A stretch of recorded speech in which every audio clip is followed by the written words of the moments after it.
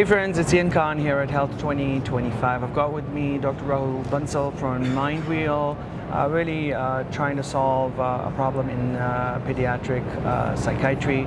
And welcome to the show. Thank you, Ian. Excellent. So tell us about MindWeal. What are you guys focused on? Well, first of all, I want to say I'm very excited to be here, very excited to share what we are building at MindWeal. Of course. MindWeal is a pediatric mental health solution for children ages 4 to 18. And we are most accurate and comprehensive in the country, and our goal is to solve the mental health crisis of the country. At the core of MindWeal solution, we have our diagnostic engine known as MWise. It's a 1350 touchpoint self-exploratory journey taken by the patient while they are onboarding, and it thinks like a psychiatrist, so it's not like a digital intake.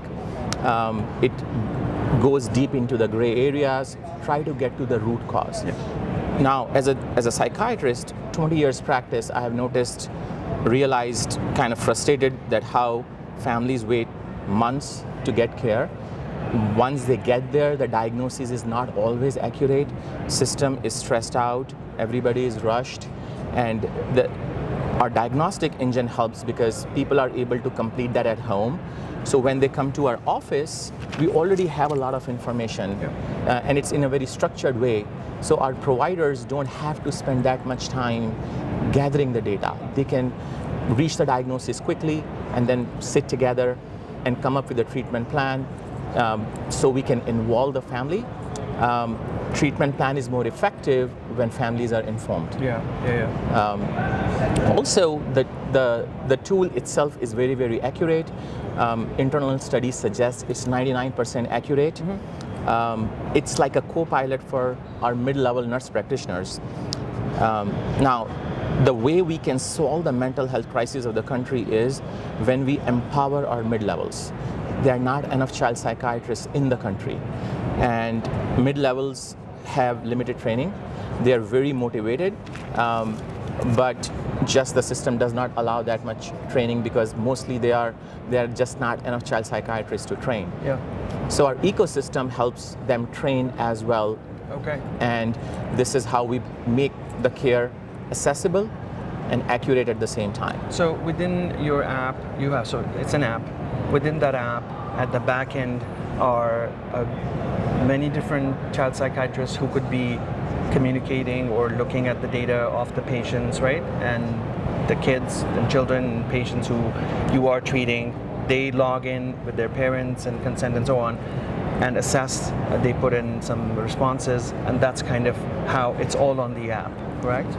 So at the time of onboarding, guardians will set up their account, and they go through 4-step process of onboarding, and one of the steps is the MWise assessment, in which we ask what brings you here, and then subsequently we ask more questions. And it's not just digital intake. These are not questions, it's like how a psychiatrist would think. So over 20 years, how I thought and conducted the interview, we put that in a digital way. Going into the gray areas, understanding the overlapping symptoms, getting to the root cause. Of course.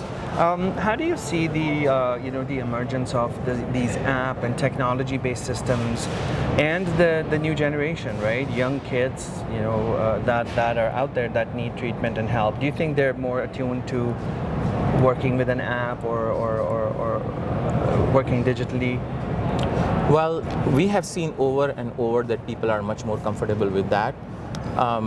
Our parents, for example, we see children ages 4 to 18, and a big portion of kids that we see are ages 4 to 10. So their parents are in like 30s.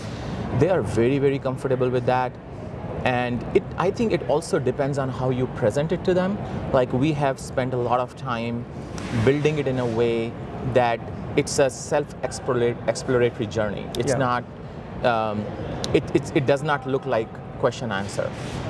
But at the same time, you just cannot leave it there. We also have in-person assessments for that reason, because that human touch is also extremely, extremely important. Of course.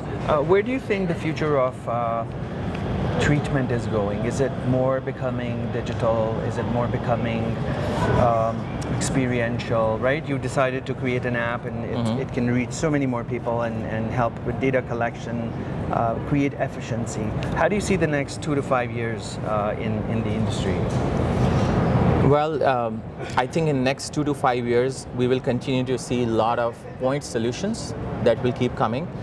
There are already thousands of apps out there, and the issue with those apps and point solutions is that people are self-diagnosing, and they go, I'm having panic attacks, so they will search online and find an app. Yeah.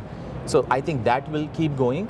At the same time, other entrepreneurs and other people who are motivated to solve the mental health crisis, they will continue to figure out how we can use the data in a more structured and methodical way.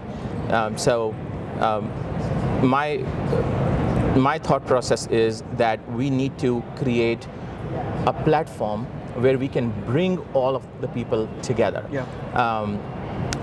More companies are going to come who are going to do it digitally. They want to scale up, but I also think that is going to alienate the doctors, family doctors, pediatricians who have their regular practice. Yeah. And we need a system, we need a process where we can bring them together and make them believe in this process. And that's what MindWeal is about.